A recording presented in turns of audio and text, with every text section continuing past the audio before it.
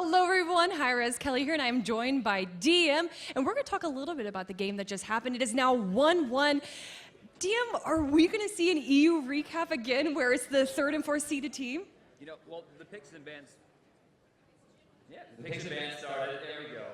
And they go into Vulcan, and I'm like, did they just pick Vulcan into Nemesis? Not a good idea. I mean, there's been a lot of talk about how, you know, Anatoly is going to the coaching role. They think Shin can do better. But then they go and they say, hey, you should be Vulcan?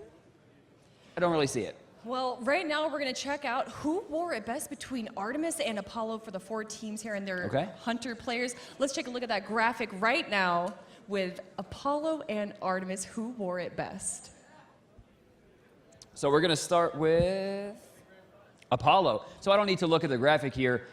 Whoever wore it best, I mean, that's Barracuda to me. It has to be. Though, today, Snoopy had an amazing showing. I mean, what we look at right now is Zapman has a 100% win ratio with Apollo with only 3 games played. Right. However, with 16 games played, he has an 88% win ratio and a higher KDA. Barracuda is what I'm talking about right now. And obviously, statistically, you know, that's better, even though he has a 100% win ratio with Zapman. With more games played, more probability with losing, I have to give it to Barracuda, honestly. Allied actually has the lowest 3 games played, only 1 win out of that with a 2.75, but we know that Allied likes to play different ones. We see a lot of Uller, we saw a lot of Freya. At one point, we actually saw Scylla, and that was the best. It was interesting. Do you think that Zapman has less games played, and that's why we see him mainly, maybe he doesn't play Apollo, maybe he actually plays Artemis more, and we're going to look at that right now with who wears it best with Artemis. And look at that right there. We see 13 games played with Zapman, just like I'm talking about. Maybe he's not a big fan of Apollo, but more with Artemis. Well, 3.37, not nearly in the neighborhood of the 5.85 KDA over 8 games with an 88% win percent. Barracuda's insane, but then you go down to Allied, 80% over 10 games with a 2.65. It seems like he's really favored the Artemis play over the past couple weeks. Do you feel that Allied has a lower KDA but a higher win ratio than, say, Snoopy because he plays a bit safer, or does he, I don't know, even feed more with playing Artemis? But I know, bad word. Do you feel that with Artemis, though, Allied is overall better when he has a higher win ratio? When it comes to Allied, he doesn't do the normal ADC Hunter kind of, I need every kill and get big. He's all about, I'm going to do damage, let my team finish it up while I reposition. He has a really high assist rate. The KD might not matter as much to him. Well, it's going to be interesting, and maybe we're going to see Apollo and Artemis in the next game, everybody. It is Game 3. Dignitas and Snipe are now 1-1. It's really anyone's game, and who knows, maybe we're going to see a major upset again. Now joining hi-rez Bar and Drybear at the caster's desk. Hello, ladies and gentlemen. Welcome back to the commentary desk. Thank you very much, Kelly. My name is hi-rez Bart. That guy, hi-rez Drybear, and we together are your commentary team for game number 3, Snipe versus Team Dignitas. This is, I think, something that just blows the launch event out of the water. We didn't really see very many full game sets in the launch event, and this time we've seen 2 in a row with the top 4 teams in North America come together. And the biggest thing for me is that this gets me so stoked for Pro League. The fact that these teams are able to compete at such a high level and also push every set to Game 3. If we get 5 games in the finals, I swear to God, I'm never going to sleep again. I hope we do. It'll be, if we have a reprisal of Europe, it'll be great. But we're moving into picks and bans now. Ladies and gentlemen, left side of your screen is going to be Snipe, the right side Team Dignitas, and very predictably Snipe banning away Loki from Lassus. So on the left side, so you're going to get that Loki band away, Osiris band away, the 2 necessary bands. You never want to give less that Loki. It's just too much to deal with on a consistent basis. Now, of course, the next band's going to be pretty important here because it sets the pace of what the first pick will be. Snipe now has first picked, which means they're going to have to, you know, really change their strategy a bit. Yeah, that's true. Yeah, we've seen the first picking team lose both of the games. Yes. Is that right? Yeah. Second pick has won all the games so far. Second band coming through from Snipe is going to be the Zhonger. And Dignitas responding with a actual snap ban here onto Rom, not wanting to give that one away. So Geb should be the pick here, we would suspect, or Aphrodite for Snipe. But of course, it will be neither of those things because it is in their best interest to make sure I look like a fool. It is Ra. So Ra going to be picked up first here, no real surprise there. I think they play really well, and it also works well on Dignitas. Ra's just a powerful character here, and the Rom band doesn't surprise me. Currently in the last 2 games, Allied is 11-4 and 11 with Rom. That's 2.75 kill-death ratio. I mean, he's doing very, very well. And as far as the depth charts goes for Allied, Allieds are actually pretty low on the God pool area. So push him deeper into that God pool. See if he plays Artemis. See if he plays Neith. Push him away from Rom and see how well he can control the fight, because his ultimate accuracy is actually pretty high here. So Apollo's going to be locked in there for Zatman. I mean, that's just the easy one. Yeah, back to basics for Team Dignitas. Zatman on Apollo, Athena for Shadow Q, and they're going to go up against the Ra drafted already for Snipe. What will they return with? Oh, they're taking a look at Hubwa yet again, and they're actually going to go ahead and lock in him and Geb. And once again, why not? EUs all around Europe rejoice in the fact that Hubwa finally getting his what for here in North America. Again, a big reason why picking Geb after support was already selected is that you don't want it to be banned away, but Hubwa on that, not surprising. The best does actually incredibly well with Scylla. It's actually his most played character. With Scylla, the best has a 3.58 kill-death ratio, but actually a relatively low win percentage. 64% of the games played in competition with Scylla, he actually wins. So not as high as you'd expect, especially from a character like Scylla, but also works pretty well with Hubwa. Any mage that is, high burst but low mobility, like Hubwa, Zeus, those kind of characters, where if you get close to him, you can mess him up. Scylla does very well against. I think this is just a targeted pick against Hubwa. Yeah, but they can still rotate Hubwa into the solo lane and put Ra in the mid lane. No problem. Ra will abuse Scylla with the clear. However, North American playstyle generally does not lend well to Hubwa Kiki doesn't like Hubwa. Yeah, probably not in his God pool. Uller going to be banned out here by Dignitas, just once again, as you mentioned, forcing Ally deeper into his God pool. The return ban from Snipe coming through here any second. It is going to be Mercury off the board. Last, of course, has some choices to make here. He does pretty well with Nemesis, Thor, even Bastet, but we'll see. They're looking at it right now. I mean, honestly, yeah, see, Bastet's his second most played god, so that's what's saying. It's either going to be Thor, Nemesis, or Bastet here for last, and it's going to be Bastet's turn, which means Thor's available. I imagine that Weekend's going to take Thor or Nemesis here. Nemesis worked very well for the last time, but Thor is also a very strong initiator, especially against characters like Bastet and Apollo, even Scylla. I think Thor is a better choice overall, especially the teamfight presence that Thor will bring, and Weekend, he's played 2 games with Thor so far, and he won both of them. Yeah, and well, I don't know. I think they may pick the Nemesis again because that Nemesis and Hubwa synergy was really nice last game. Their ability to chase down targets, the slow coming out from the Nemesis, blinking in for the Hubwa and able to secure those kills did work out quite well for them. Of course, going to go ahead and pretend they're going to pick up an Arachne. It won't happen. Don't even. It's not going to happen. Don't even get excited. It's not going to happen. Don't even. Weekend looking at the Nemesis yet again, and they're looking for their Hunter going the way, and they're looking at Artemis. Will they lock it in? They will indeed. So it's going to be Nemesis, Artemis, rounding out the lineup for Snipe. Dignitas with their final pick. Allied's second most played god is Artemis. He plays very well with Artemis, and Artemis actually has a very fantastic matchup against Apollo. The big thing about Artemis is that she's able to harass, whereas Apollo really can't keep up. So a lot of times when you leave the support out of the lane, it's just Apollo, Artemis. Artemis can win out pretty heavily until it starts to, it gets like level 6, 7, where Apollo can use his ultimate to do whatever he wants, and then all of a sudden the rotation comes out there. So the biggest thing for me here is going to be Bastet. Bastet is actually probably one of his highest performing gods across from Loki, of course. Every character outside of Bastet and Loki that Lassus plays, he plays as more of a utilitarian role where he supports them with initiation, whereas Bastet, he actually does a lot of damage with Bastet.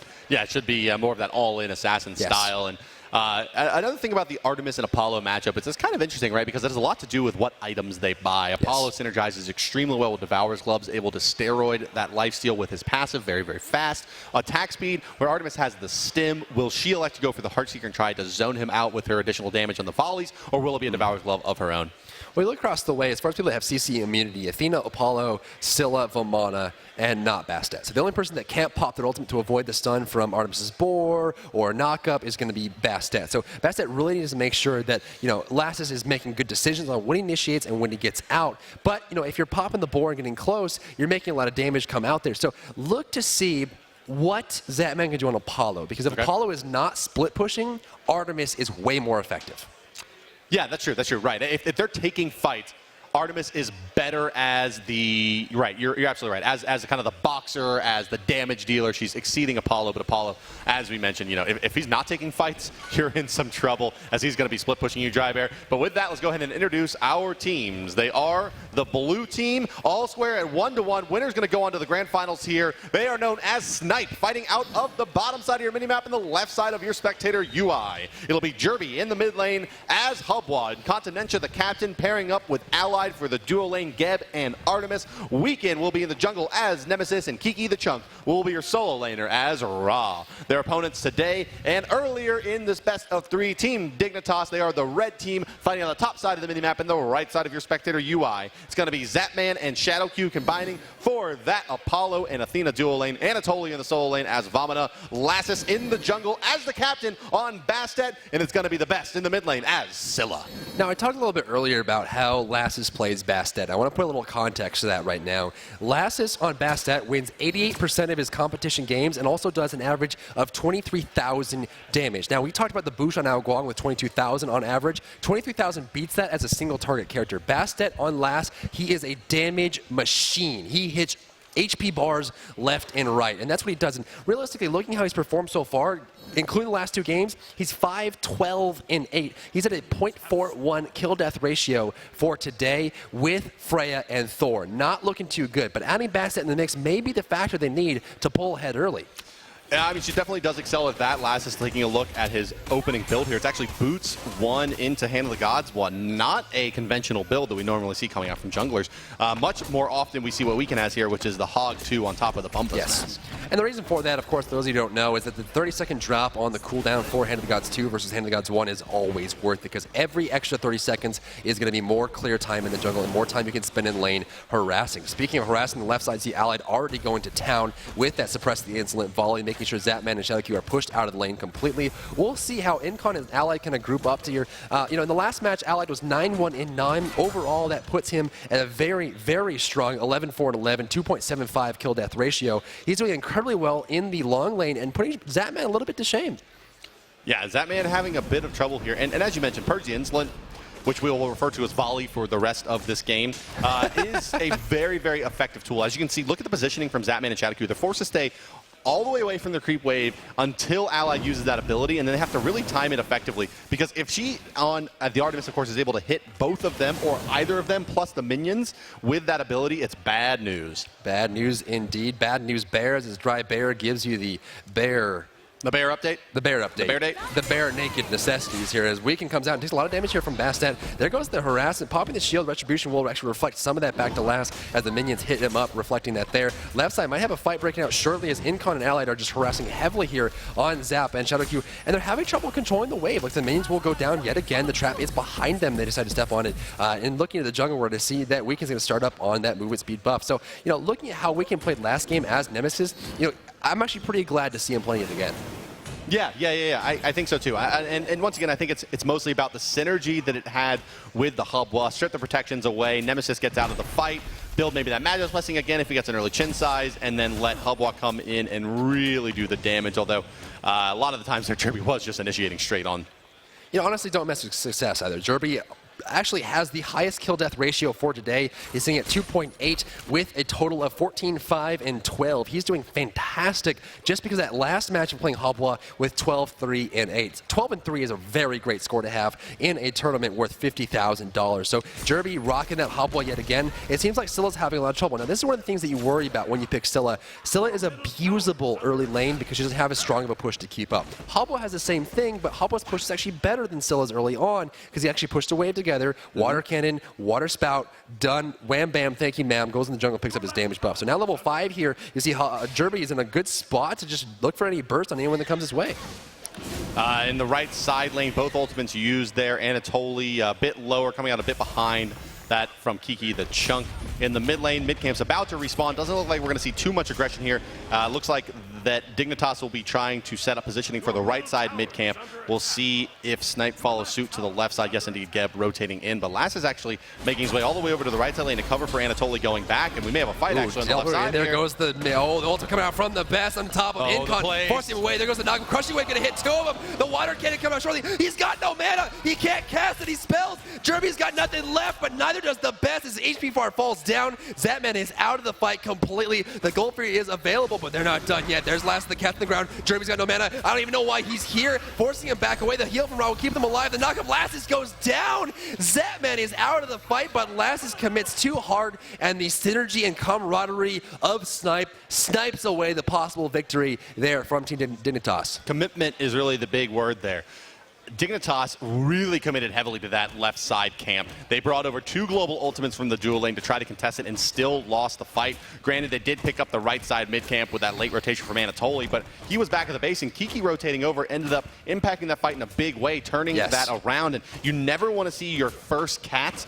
Anytime you're playing the jungle assassin that has a single target or an ability that's going to be able to pick off a single target, you never want to see your first ultimate use go fallow, and that's exactly what we saw here, and does not bode well for Lassus transitioning into the later stages of the game. Generally, the early game, you can kind of throw them out willy-nilly, but as the game goes on, you would be very specific on when you pop those cats. You pop them at the end of the fight, or pop them at the very early stages of the fight where no AoE is coming their way, so the cats don't fall down there. Now, Jerby actually did a good job of baiting them out. He had no mana left, no abilities to be used, but baited them out to the point where they committed hard. The raw heal came through. Now, I want to talk a little bit about Kiki the Chunk here on raw. Now, his stats are pretty much just average across the board. He's slightly above in damage, pretty average on kill-death ratio, and he wins about 71% of his matches as raw, which is less than it does as Zhonghui. So Zhonghui is a better character for raw, but at the same point, now he's providing heals for his team, which worked out very well in the last fight.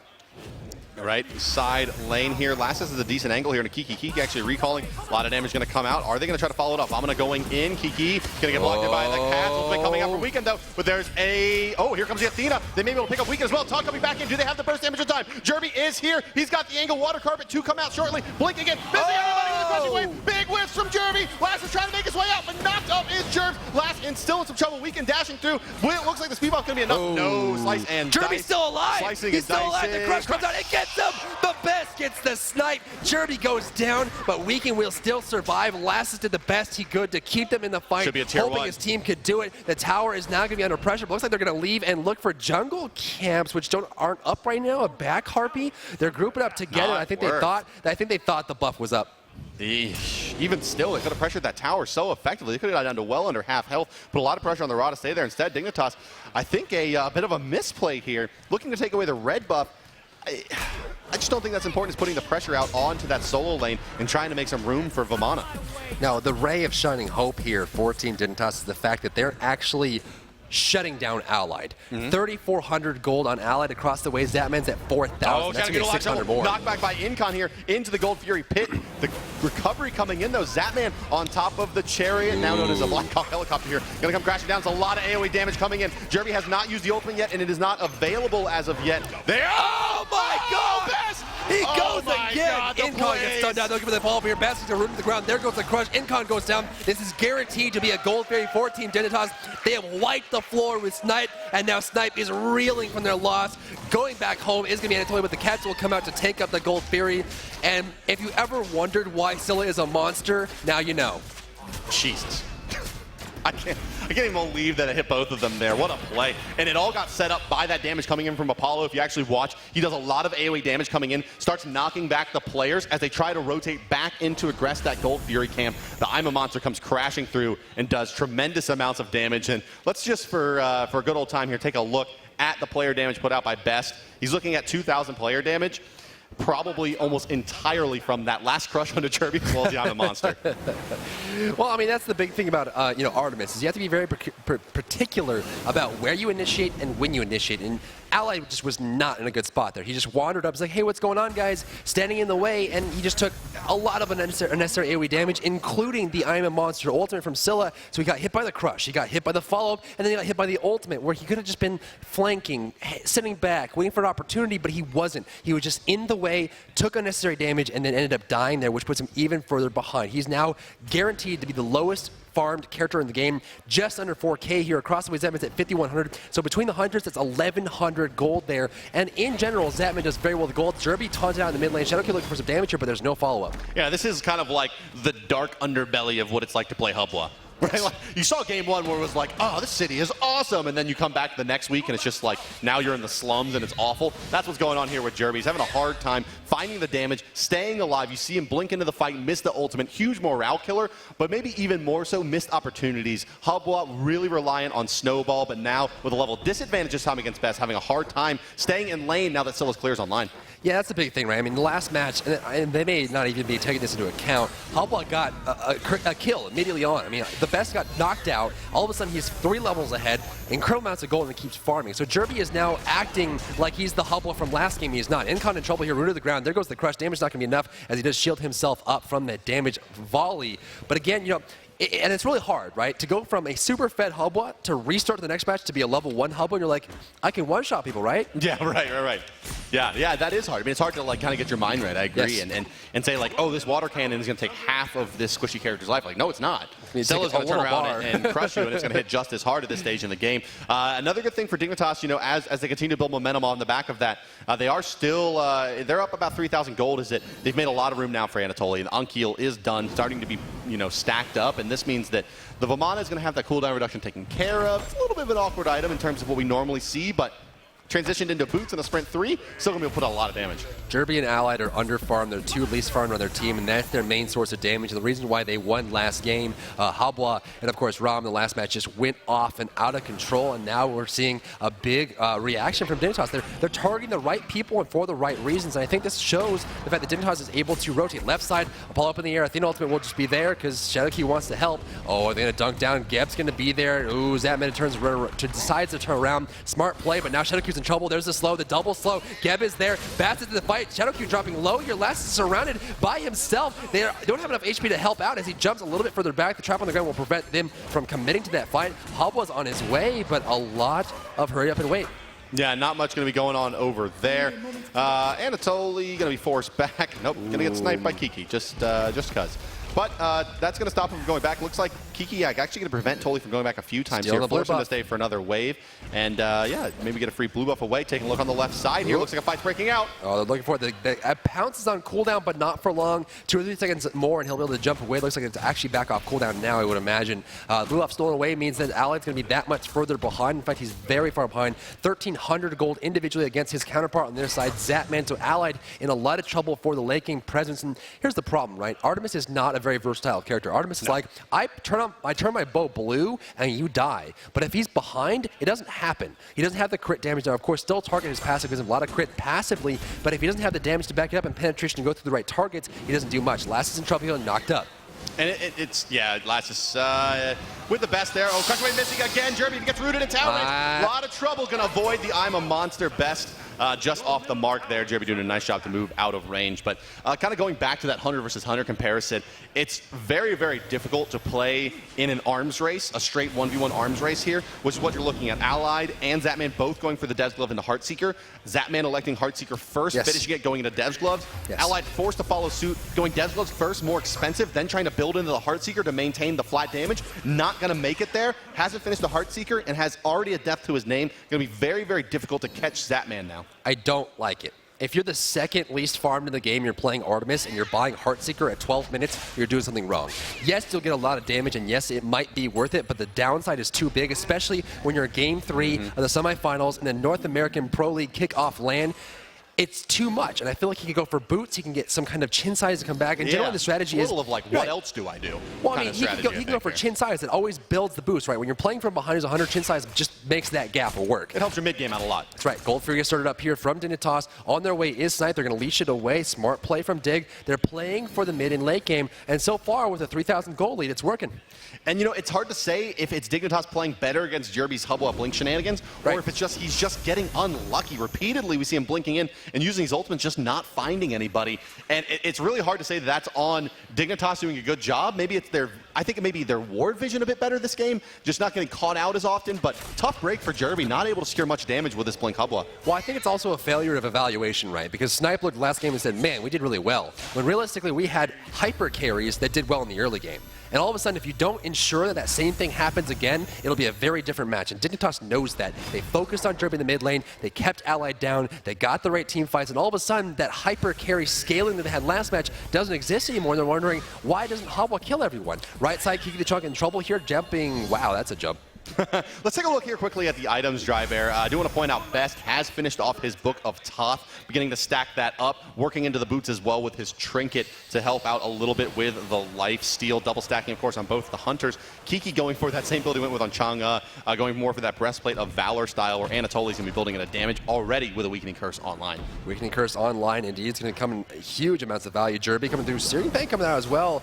Ooh, Anatoly's going to get right on out. That was a very interesting choice from Snipe. using that many cooldowns and that many abilities just to get a chance at a movement speed buff. Leashing the blue buff away is going to be Kiki there as Lassus jumps in the mid lane trying to get some harassment out on Weekend or on Jerby. Ooh, some crush damage right on his face, but doing very minimal. Looking at the best's build here, still stacking up that Book of Thoth.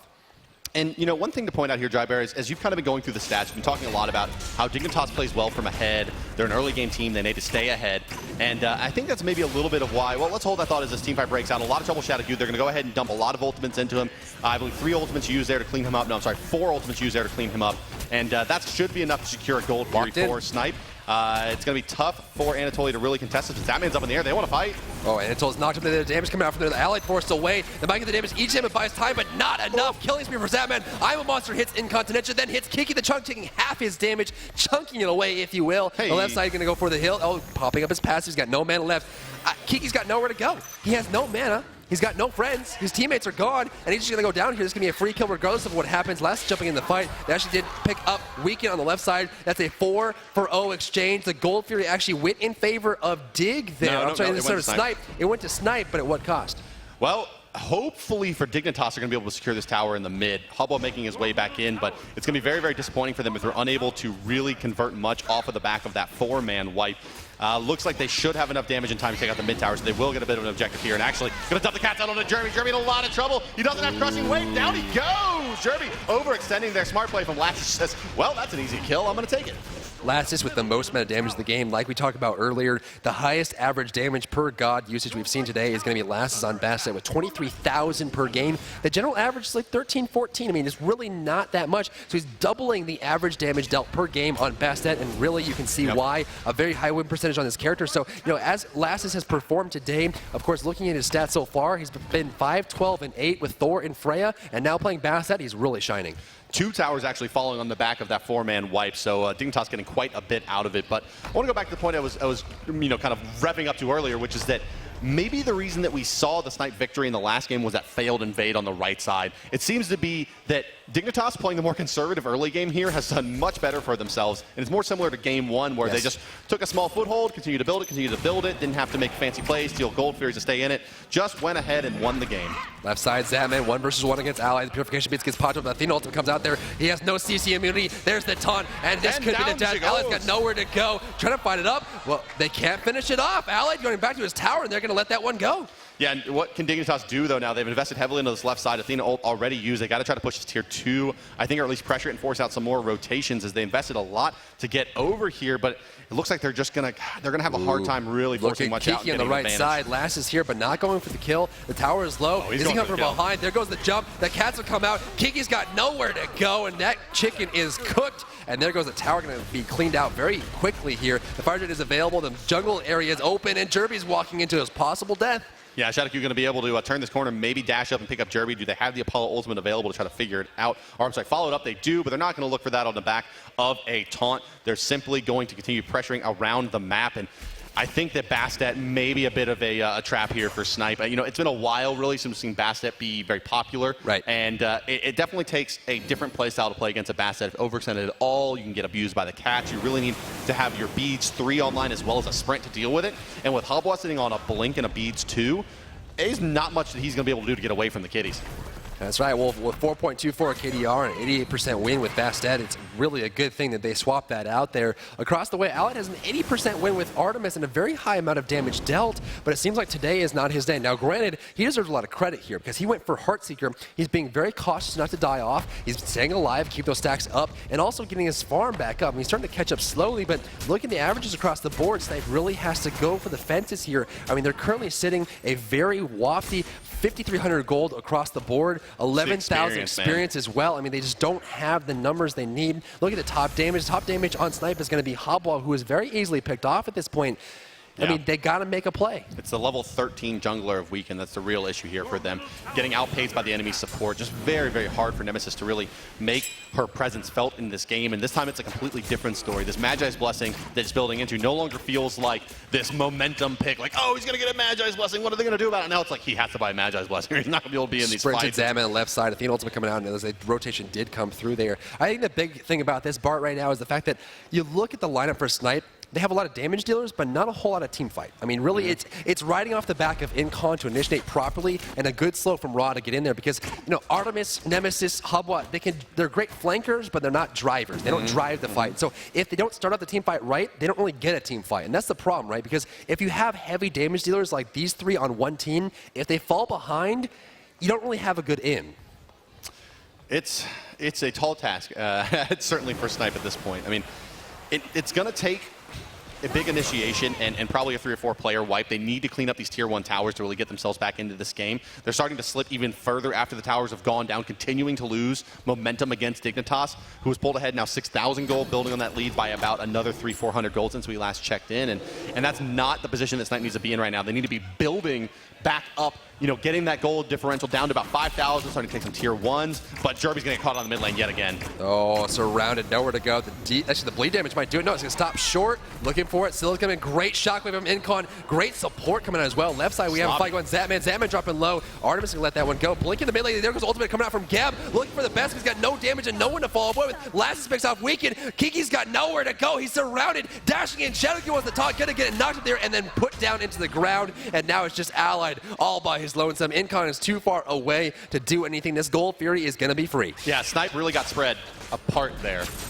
Pushed out into different sides of the map, unable to really coalesce and try to fight that one. They had really their two big kind of fight presence, you know, controllers, the big slowers, Raw and Weekend, taken right out of that fight, just unable to really kind of recoalesce and try to save them. The Cat's just abusing everybody. Oh, yeah, absolutely. Now Incon on the right side of the map and trying to help with these buffs that are just sitting around. The Fire Giant is available. And look at the map. All tier 1 towers for Snipe are down. Look at the numbers. 8,100 gold separate these two teams, and Snipe is really filling that deficit. The towers are still standing here, and that's just a lot of gold they could be getting. It's just guaranteed. They just never get a chance to go and get in. I like Anatoly's build here. Now, he goes for the NC lane. He gets the penetration and goes straight for the Hasten Fatalis. What he wants is enough to survive the burst from Hubwa and Ra, and then he gets close to Alad and locks him down. Because once he does that, the whole team fight is just split apart. Fire Giant, question mark. Dignitas starting to sniff it out. Look at this ward, man.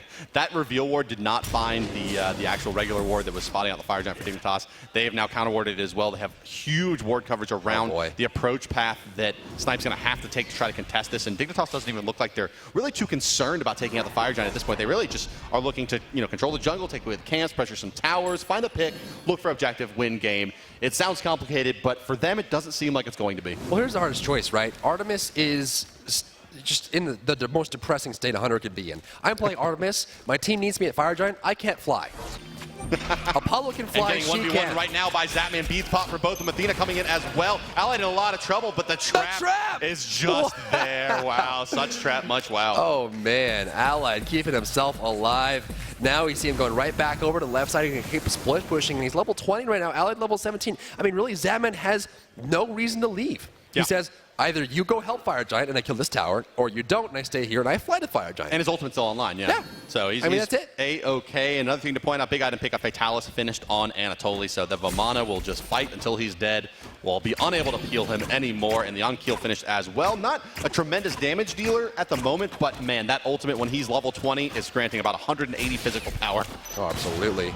Oh, left side, force him out. Ally pumps each of the Cats on the ground. The Cats are going for it. Can the Cats get it? The hog from Weekend will buy the time he needs to survive. In the jungle they go. Incon's trying to drive this fight, but I don't know why. Knock up. Oh, using the ultimate disengage, that's a big loss. It's a trap. It was a trap. It was a trap. Was it a trap? It was a trap. Lassus continuing to fight here. You know, he's just perfectly happy to put some pressure on Incon. Zatman coming crashing in there. A little bit shades of the launch tournament there. You know, this is the big day of dethroning Athena because Shadowkey on Athena has never lost a match in competition.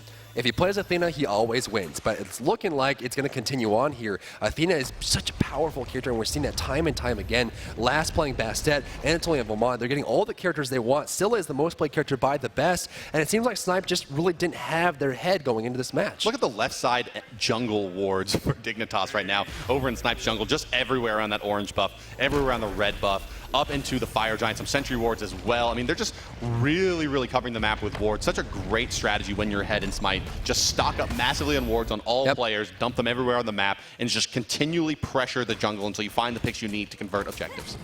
Tier 3 Blink on Gab, it's working pretty well for him. Shield on Shadowq, though, keeping his teammates alive.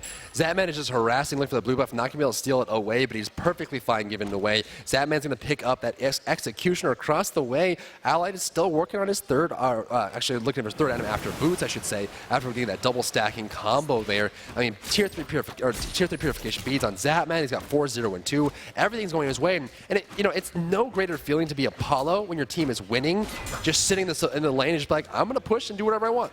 Yeah, I mean, looking at Weekend here, level 15 already forced to sell Bumba's mask to finish off his items. Only has a beads 1. I mean, I'm really surprised to see Lassus not just teeing off on the Nemesis anytime he sees him.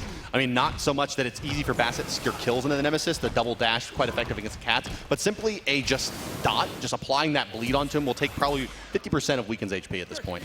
Right side, looks like Antoi's pushing this one up, and that's exactly what he likes to do, just sit in the solo lane and push those towers down. They have like the double threat on left and right side, Apollo and Bumana just constantly pushing, and so looking to defend objectives, and Dig knows it. They're just playing a long game, just playing the war of attrition. Let them try and defend the objectives. That they do, there's something else they can take, and there's just a long road of hard decisions for Snipe, but it's not over yet. 10,000 gold is not insurmountable. It's not something that hasn't been done before, and it's something that Dig is really looking to close out early because Snipe definitely has a pretty decent late game.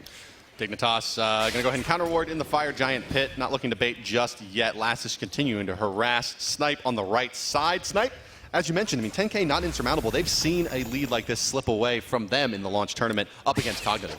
Yeah, it was 15K, actually, to be exact, and that was a huge Oh, that's amount. a 3-man taunt from Shadowq. That's going to start the fight. Anatoly making his way in with the haste of Fatalis now, can just stick to Incon as long as he wants to. Going to slow them down, and you're just going to poke away at him, but that means that you're now looking at a Geb sitting at under full HP if he tries to contest his Fire Giant.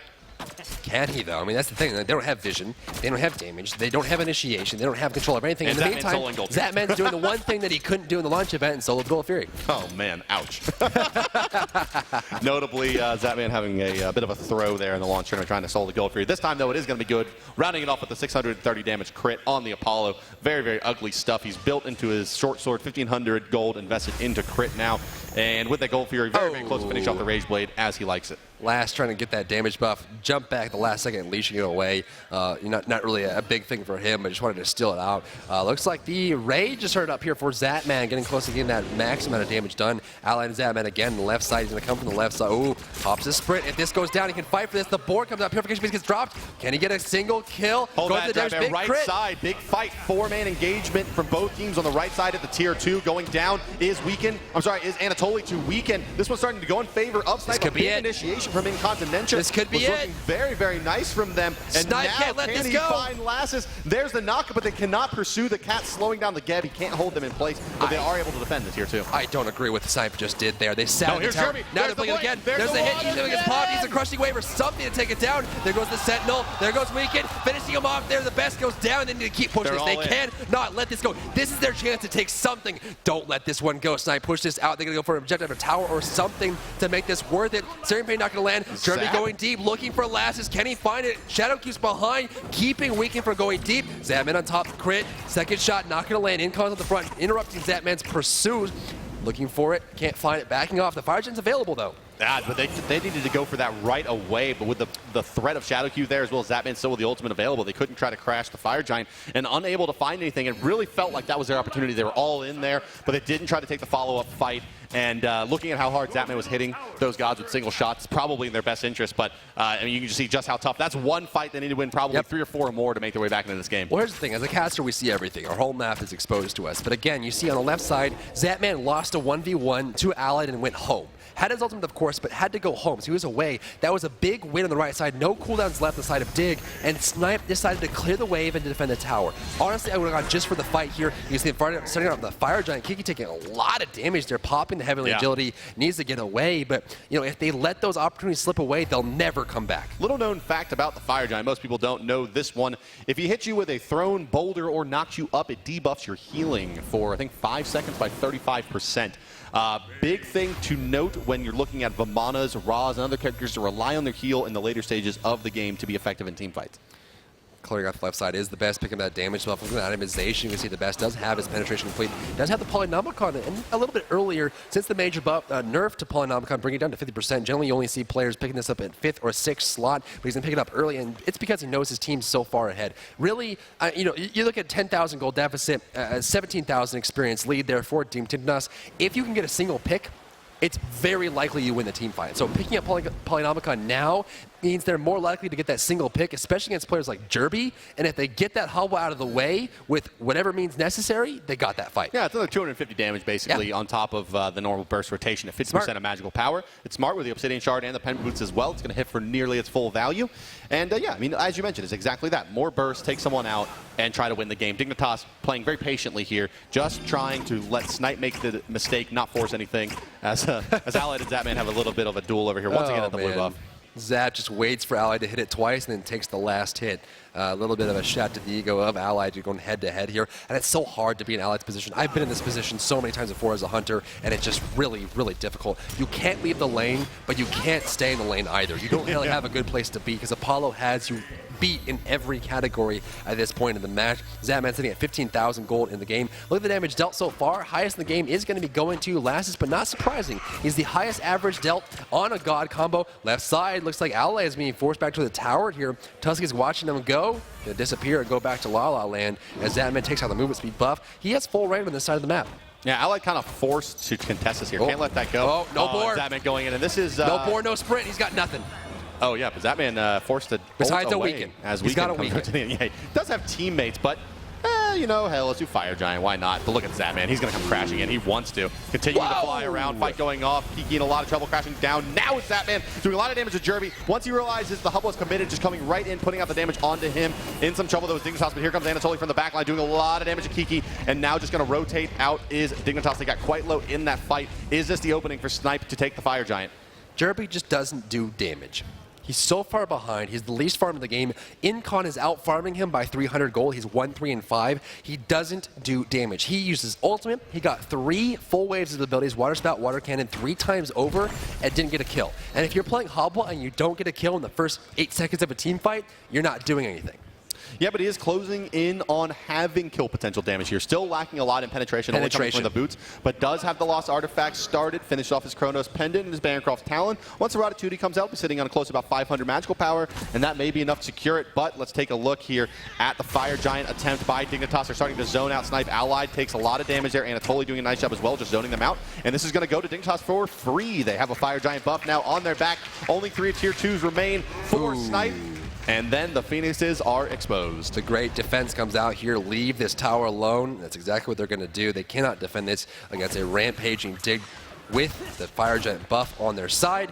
Looks at the backside, we're going to see Zatman heading towards the mid lane to split push along, as Apollo always seems to do well. The tower will fall down to 1,500 gold there for Dig, which is equivalent of a Gold Fury. Speaking of Gold Fury, it is up right now, but Snipe is not in a position where they can lead their base. Look at Lassus here, sitting on the side of the mid tower, waiting for anyone to step out of position, and that's all they have to do, right? They just stand still and wait.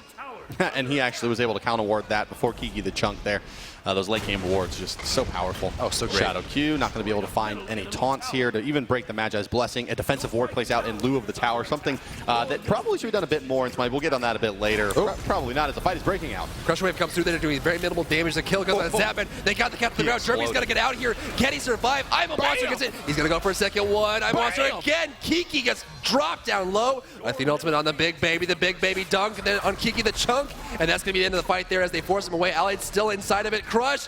Oh, can't get the taunt. The taunt on top. The shield will prevent him from being taunted completely as Lassus jumps in, gets the harassment. They'll eat through most of the shield, but now it's going to be a 2-for-1 exchange. Zatman goes down, but now the map is theirs, and a Phoenix is out. Yeah, and they're going to go ahead and, well, let's see. Will they take the tier 3 or the tier 2 or the Gold Fury first? Looks like it'll be the Gold Fury and then a mass back, looking at the gold in hand from Dignitas.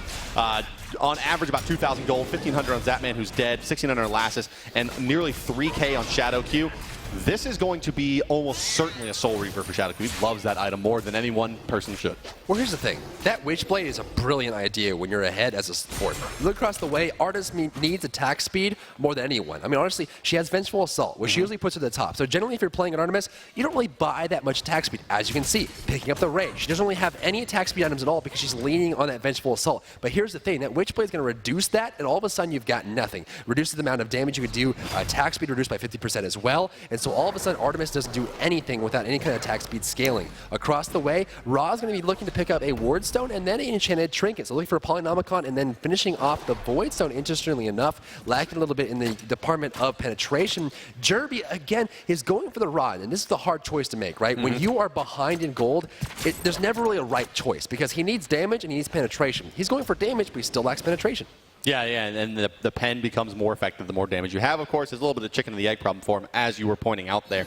Take a look over at Anatoly as well. Finish off the chin side into Bulwark here, and now building into Witchblade, so tanking up a bit on the Vamana after finding some nice damage items. 1-1 and 10 for Anatoly here. Playing very, very well in this Vamana, in fact, with all of those assists. But the star of this one, Zapman at 4-1 and 3, is just really abused Allied this game and forced him to stick to that duo lane the entire game. And now the final siege on the base comes in from Dignitas. Can they close it out here, or will Snipe mount another big defense? Dig knows this is the last push. Last has already purchased a pot. He's not even done with his build yet, but he knows this last pot could be the end of it. Taunting forward, Kiki gets pulled out there. Very careful initiation. You see that Snipe is taking this as cautiously as possible, but so is Dig. They want a clean win. I have a monster hitting too. Each time he gets popped, there's a double hit on top of that one. Now forcing away is going to be Allied. He's taking damage from the cast, but he can't go into the fight. And Con dropping low as well. There's a double kill for the best. Getting away is weakened, but how far can he go? Allied is down inside the base. 2 players left for Snipe. Can they do this? This could be the end of it. This is the crushing blow to Snipe. Game 3 is about to come to a close. Weakens in front of it. Can he defend it? It's just Incon jumping to the Titan up here. Zap gets the kill. Incon's the only one standing for Snipe. The Titan will fall. Team Dignitas takes the best of 3 and goes on to the finals to face off against Cognitive Red. And once again, Team Dignitas will make it to the finals, and keeping their streak of live of being in the finals of every LAN they have entered into. They will be going up against Team Cognitive Red, formerly known as the Game Changers. In fact, one of the teams that really surprised everyone by beating Dignitas early on was the Game Changers. That's right.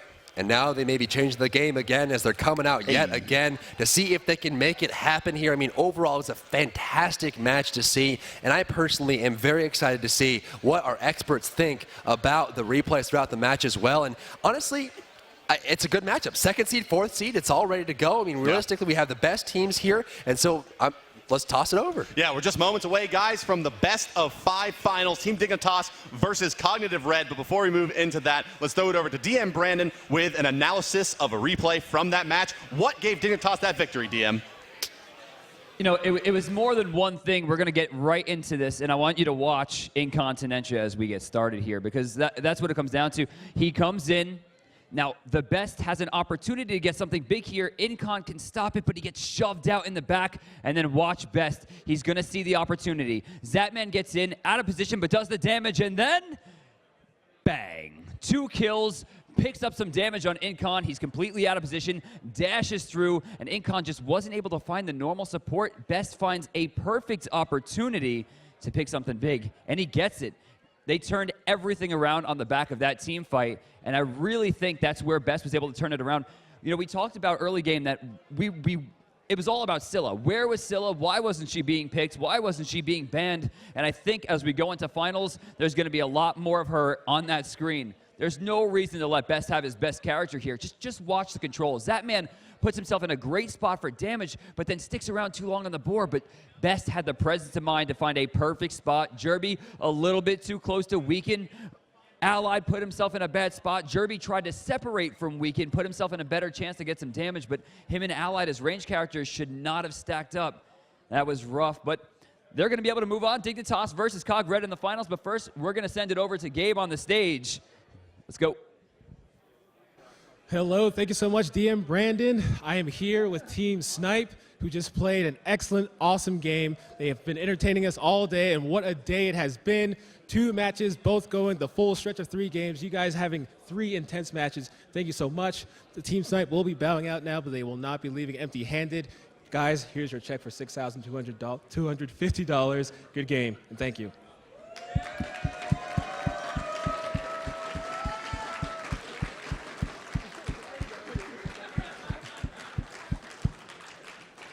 All right, so coming up next, we have hi-rez Kelly with an interview with Lasses from Team Dignitas. Hello, everyone. hi-rez Kelly here, and I'm joined by Dignitas' Lasses. Sorry, I'm a little bit starstruck right now. And the captain and jungler for Team Dignitas. You guys have so much LAN experience, and you guys are noted as the most decorated LAN experienced team. Do you feel like you're pressured at all by this? Just a little bit, but I mean, Snipe put up a great fight, so I mean, we're expecting a good fight because we've been scrimming them all week. So I don't know. So you knew that you were going to be going up against Snipe a few weeks ago. What did you do in particular to go up against them? I don't know. Just dodge Jerb's ults, you know, and that's about it. So Anatoly is going to be leaving you guys, and he's going to be moving towards the coach role for Team Dignitas. Do you feel that Anatoly felt maybe he needed to prove himself a little bit, or maybe that he was really hungry for a win here? Do you think that Anatoly may have carried your team in these past few games? He's just as important as anybody on the team, and he wanted to go out with a blast, and you know, he's still effing awesome, always will be, and I love the guy. Well, thank you so much, Lasses. And I just want to ask this, guys, is there any Dignitas fans in here?